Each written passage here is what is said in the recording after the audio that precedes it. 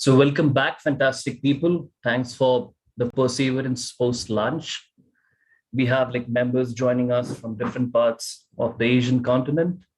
And now we will focus a bit more on raptors. There are other birds here as well. Endangered one, which many people place as the most endangered bird, like Great Indian bustards in South Asia. So we have roughly 150 birds left in the wild. So don't go away. And if some post-lunch snooze buttons switch on, use your coffee mugs to full force. I will pass it over to Nikita now, who will introduce our next speaker.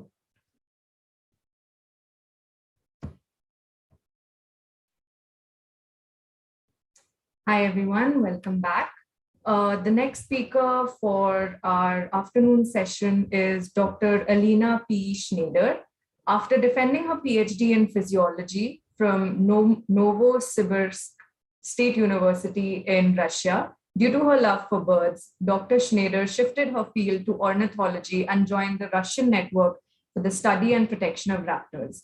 She now participates in projects to restore the genetic diversity of the Saker falcon, studies the Steppe eagle, and also monitors the black vulture population in Altai in Western Siberia. The title of her talk is Steppe Eagle, Telemetric Studies on its Migration and Threats on Flyways. On to you, Dr. Shnayder. Thank you. Hello, everybody. So I'm Elena Shnayder, and I'm representing Russian Raptor Research and Conservation Network. And here I will show you our research on migration of steppe eagles by means of telemetry. Okay, I should share my presentation. Okay, and let's start.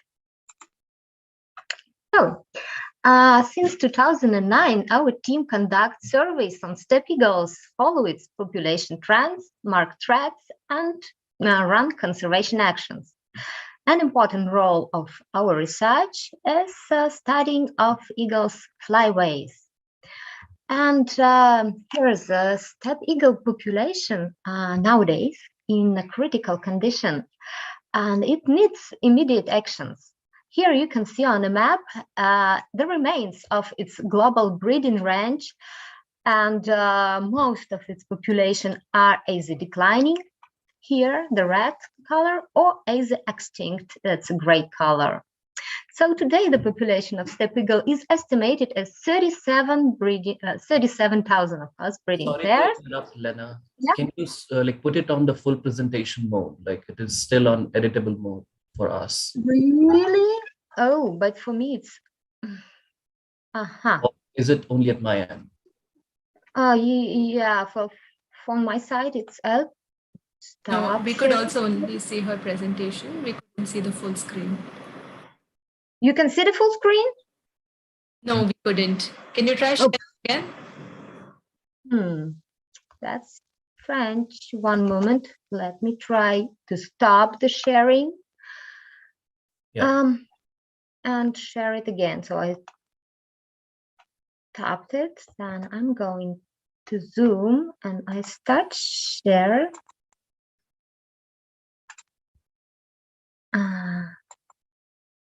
Is it work now? Yes, we can. So now it's in a full mode. Yes, it's in full screen.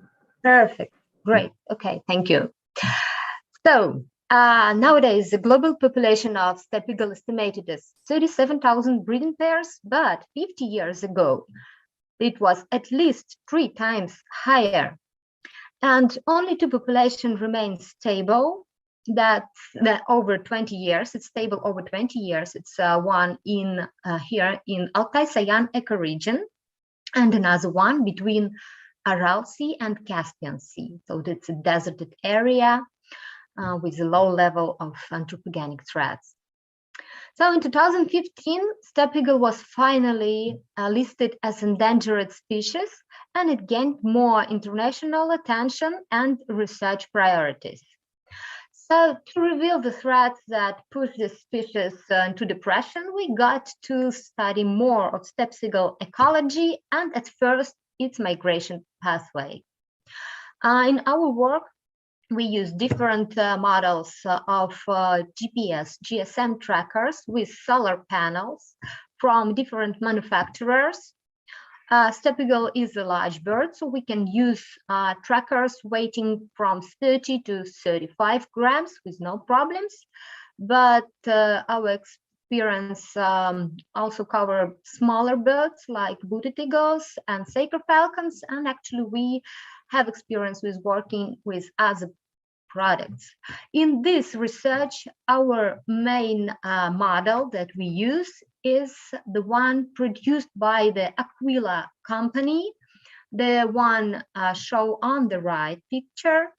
So this tracker weighing 33 grams with a big solar panels that is very good for steppe eagles. In 2013, we started our preliminary studies and followed them until 2016. In 2018, we start the major part of our research, and it's currently in progress. We tag birds mostly from southern Siberia. It is that region, and few birds from central Kazakhstan, and 2 birds from Volga region of Russia. So we collected 51 autumn migration tracks, and 44 spring migration tracks. We carefully processed them and found some interesting results. Unfortunately, 5 eagles died before they complete even their very first autumn migration, so we got nearly no data from them. So what we found that the major wintering locations of steppe eagles from our population are Western India and Pakistan. Then 10 eagles usually spend winter here. Then Central Asia, right here. Also, we have 6 eagles regularly wintering in this area. The other region is Middle East. In the Middle East, we have 4 eagles wintering and 3 birds winter in Africa, in northeastern Africa. The less popular options for wintering is spending winter on the south of the breeding range, right here. And there are also one bird who did very strange thing and start migrating straight north, crossed the Himalaya mountains and found himself in Nepal. And it's not depicted on this map, but I can show you everything because we have all these birds online. I will show you now. Here you can see, I hope you can see, right? You can see my browser with migration tracks. Perfect. So here we have all these birds on the map, and anyone can open this website and check where our eagles are doing right now. It's possible to check one bird after another, season after season, and see where they were and what they're doing right now. So I want to show you that interesting bird who start moving north straight from her natal area. It's very unusual. You remember, yeah? So the picture, the normal migration map look like this. And here's our shamanka female. She moved straight south from natal area, crossed Himalaya mountains, and spent winter in Nepal, Bhutan, and India. Very unusual case. So let's return back to my presentation.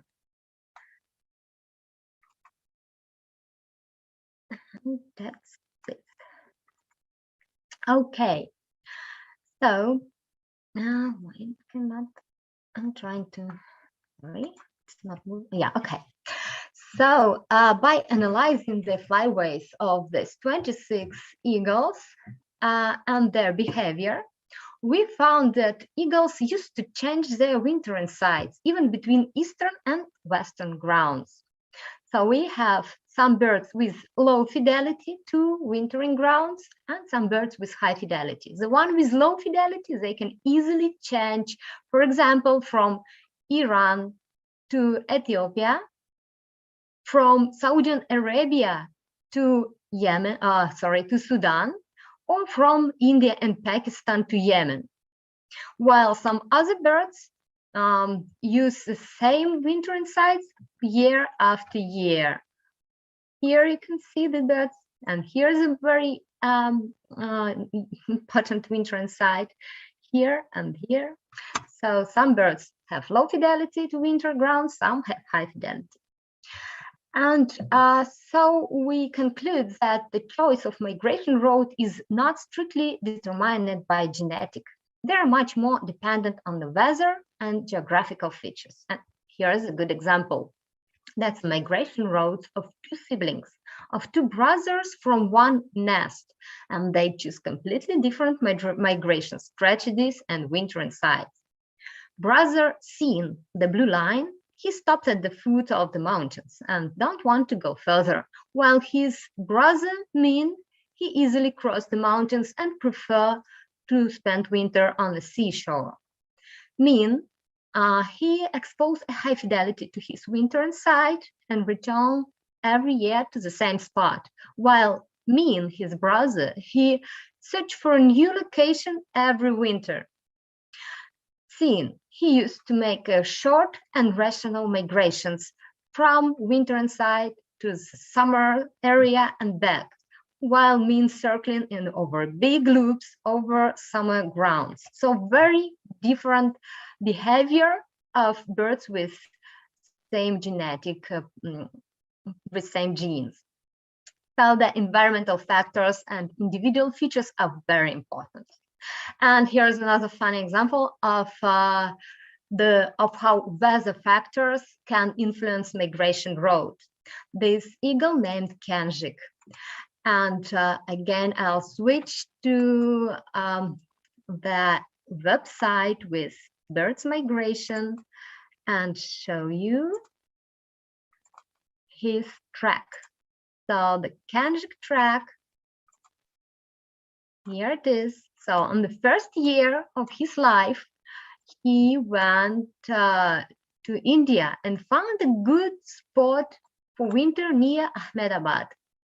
But next year, he seems to be heading back to the same position, but suddenly he changed his direction and headed north. And then he found himself in Bikaner. So what has happened? We were really intrigued about this, and we found the clue of what has happened on the weather focus side.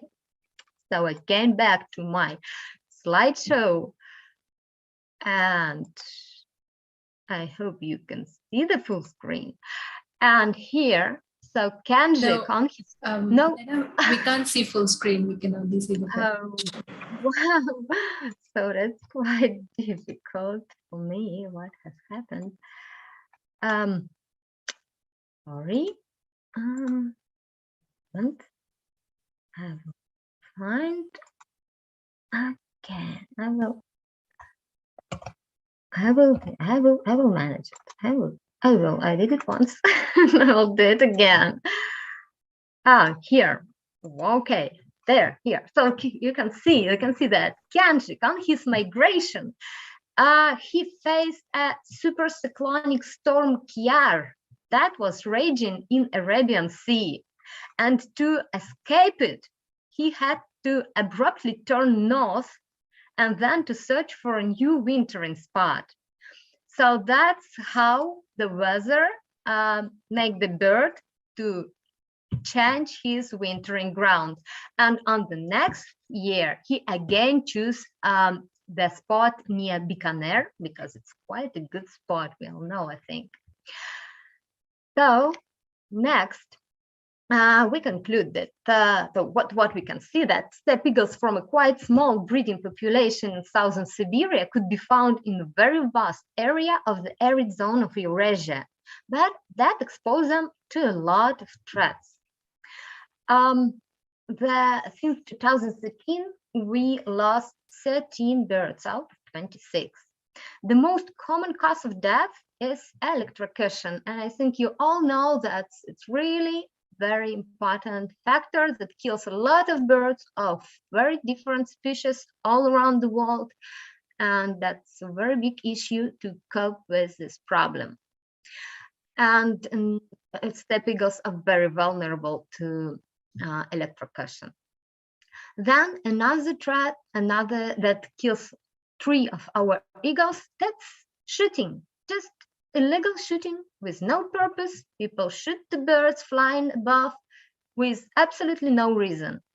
So that's a kind of human behavior could be observed in many countries, like in Georgia, in many countries of Northern Africa, in Kazakhstan, sometimes in some countries of Europe, like Cyprus or Croatia.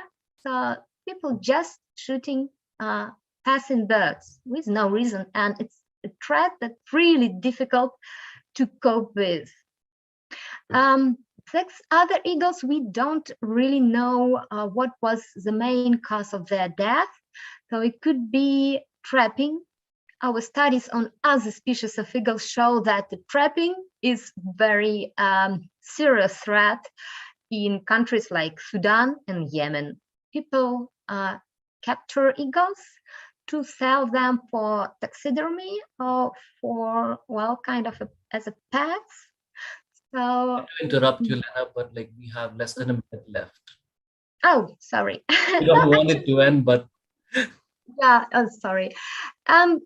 Actually, that the steppe eagle seems to be one of the most vulnerable species because its migration patterns are they have slow moving speed on migration, and it made a lot of stops on migration, and winter inside it cover big areas on summer. So we found that in terms of winter and summer movements that correlate negatively with survival rates. So the bigger area that covered during the year, the more vulnerable to anthropogenic threats it is. And the steppe eagle is the species that is most vulnerable among other species of eagle, like golden, imperial, and great spotted. Well, also this telemetry study reveal a new threat that is coming in the future and could significantly decline the population of steppe eagle. That's wind farms. Wind farms are building now in Asia, and sometimes they're building on the migration corridors in very important migration areas that could influence hundreds of birds. And today, one of our important goals is to promote bird safety requirements on rapidly development wind farms in Asia. So also I want to say a big thanks to Indian photographer Nirav Bhatt. I used some of his pictures in this presentation, and he provided us with a lot of interesting information by photographing birds from our research on the wintering grounds in India. So thank you very much, and here's some interesting links that you can use. Thank you.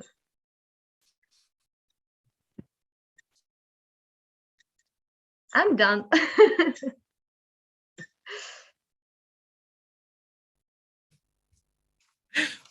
Cut you short because this was so fascinating, like connecting not only through species, but also in terms of how fascinating it was to understand like movements of birds, understanding individual variations and even variations along the lifetime as multiple individuals responded to stochastic events as well.